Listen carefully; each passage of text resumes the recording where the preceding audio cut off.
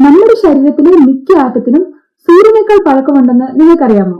നമ്മുടെ ബോഡിയിലെ carbon, oxygen, iron, calcium ഇതൊന്നും actually ഭൂമിയിൽ ഉണ്ടായതല്ല. ഇതെല്ലാം ബില്യൺസ് ഓഫ് ഇയേഴ്സ് മുൻപ് ജീവിച്ച സ്റ്റാർസിനുള്ളിൽ ഫോർജ് ചെയ്ത ആറ്റംസ് ആണ്. സോ ടെക്നിക്കലി നമ്മളാരും എർത്തിൽ ജനിച്ചവരല്ല, നമ്മളെല്ലാവരും സ്റ്റാർഡസ്റ്റ് ആണ്. യൂണിവേഴ്സിലെ ഗ്രാവിറ്റിയുടെ പ്രസൻസിൽ സ്റ്റാർസ് ഇങ്ങനെ ഉണ്ടായിക്കൊണ്ടിരിക്കുന്നുണ്ട്.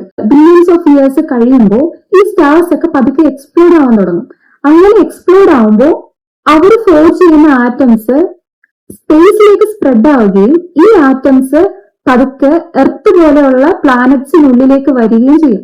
സോ ഈ അക്യുമുലേറ്റഡ് ആയിട്ടുള്ള ആറ്റംസ് ആണ് പിന്നീട് നമ്മുടെ ശരീരത്തിലും പ്ലാന്റ്സിലും ആനിമൽസിലും ബേർഡ്സിലും ഒക്കെ കാണുന്നത്.